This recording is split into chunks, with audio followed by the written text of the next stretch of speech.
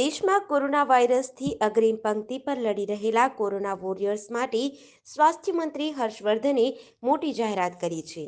તેઓએ કહ્યું છે કે bachelor of medicine and bachelor of surgery એટલે કે MBBSમાં કોરોના વોરિયર્સના સંતાનો માટે 5 સીટો રિઝર્વ રહેશે. રાષ્ટ્રીય કોટામાં અનામત રાખવામાં આવેલી 5 सीटों मेरिटના આધારે તેમનું નામાંકન કરવામાં આવશે. हम सब जानते हैं कि पिछले 10 महीने में जब से कोविड का पेंडेमिक सारी दुनिया में आया और भारत में आया, हमारे अस्पतालों में, हमारी हेल्थ केयर फैसिलिटीज़ में बहुत बड़ी संख्या में हमारे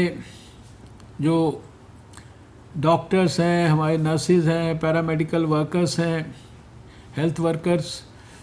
और जिनको हमने एक डेफिनेशन दिया हेल्थ केयर प्रोवाइडर्स का और कोविड वॉरियर्स का, और जिनके बारे में ये भी तय किया कि जिनकी दुर्भाग्यपूर्ण, जिसे कहते हैं कि कष्टदायक मृत्यु लोगों के प्राणों की रक्षा करते करते हो गई, उनके लिए हमने पिछले समय में एक बहुत बड़ी स्कीम भी लागू की थी, जिसमें कि 50 लाख रुपए तक का उनको इंश्योरेंस का बीमा करके, और अभी 200 से ज़्यादा लोगों को देश के अंदर उसका लाभ भी मिला है. लेकिन इनका जो कंट्रीब्यूशन है कोविड वॉरियर्स का, इसको इतिहास कभी भूल नहीं पाएगा. और हमने इसके संदर्भ में अपने मंत्रालय में चिंतन करके इस साल से एक निर्णय लिया है कि जो मेडिकल कॉलेजेस में MBBS की सीट्स होती हैं, उसमें जो एक नेशनल कोटा होता है अलग अलग कैटेगरीज़ का, उसमें 5 सीट्स कोविड वॉरियर्स के बच्चों को, ऑब्वियसली नीट को वो क्वालिफाई करेंगे, लेकिन उनके लिए एक्सक्लूसिवली रिज़र्व की जाएंगी. और ये जो हमारे कोविड वॉरियर्स हैं, इनकी डेफिनेशन बड़ी क्लियर है. वो हमारा जो इंश्योरेंस का प्लान है उसके अंदर वेल डिफाइंड है.